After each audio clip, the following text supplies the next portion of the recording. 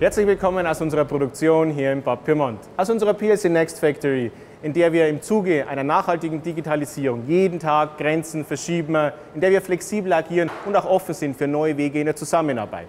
All das basierend auf einem ganzheitlichen Lösungskonzept genannt Digital Factory Now und insbesondere dem Segment Data Collection, Daten sammeln, Data Storage, dem Speichern und Data Evaluation als Vorbote für jede Art von künstlicher Intelligenz. Stefan, was machen wir hier eigentlich genau? Genau, was wir Ihnen heute einmal mitgebracht haben, ist symbolisch eine PLC Next Control aus dem Hause PLC Next Technology, die symbolisch für eine Data Collection Box basierend auf PLC Next Technology steht. Genauso wie unsere Microservice-Architektur basierend auf einem Container und dem Algorithmus, der da drin angewendet werden kann. Bei Nichtgefallen kann dieser Container, der Algorithmus da drin, einfach ausgetauscht werden. Markus, was machen denn eigentlich unsere Kunden damit? Was machen unsere Kunden damit? Ja, Stefan, es ist faszinierend, was man trifft und wo welche Mengen an Daten erzeugt werden.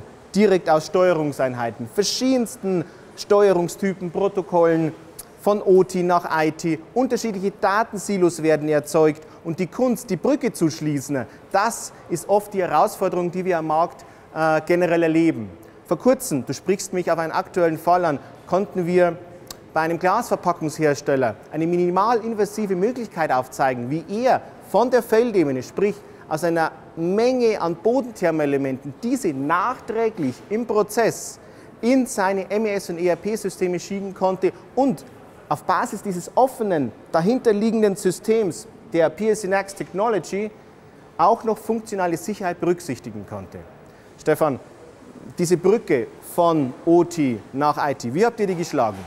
Genau. Wir haben uns auch an den Data Collection Box basierend auf PLC Next Technology orientiert. Die Data Collection Box basierend auf PLC Next Technology wird minimalinvasiv in den dementsprechenden Prozess eingebracht und bildet die Brücke zwischen der OT und der IT-Welt. Der Container verbindet sich über MQTT mit der PLC Next Data Collection Box und verschiedene Algorithmen können dort drin ausgeführt werden, symbolisiert durch diesen Container.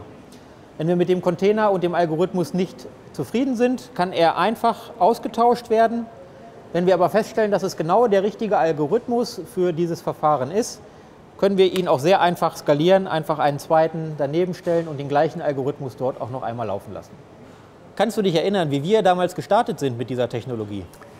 Ich meine noch sehr gut, Stefan. Und zwar, wenn ich mich recht entsinne, habt ihr ja immer noch den Slogan Idea to Cash. Ja?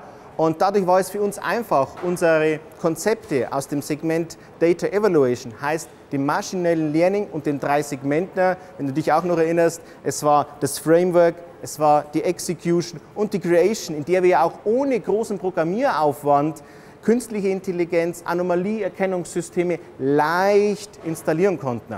Stefan, auf Basis dessen, ohne irgendwo zu tief abzutauchen in ein Protokoll, in eine Datenvisualisierungsebene. Was war für dich der entscheidende Vorteil? Ja, das IoT-Framework basierend auf PLC Next Technology hat uns sehr geholfen, die Informationen schnell in Algorithmen anwenden zu können. Wir konnten diese Informationen an Startups geben, wir konnten eigene Algorithmen mit Mitgliedern aus meinem Team daraus anwenden, um in kontinuierlichen Verbesserungsprozessen viel schneller zu belastbaren Ergebnissen zu kommen und auch messbar für die Zukunft zu machen. Was denkst du eigentlich über Big Data und welchen Rat gibst du unseren Kunden? Welchen Rat gebe ich Ihnen da draußen? Ich gebe Ihnen den Rat, denken Sie daran, Anomalieerkennungssysteme sind nur erfolgreich, wenn Digitalisierung ganzheitlich gedacht wird.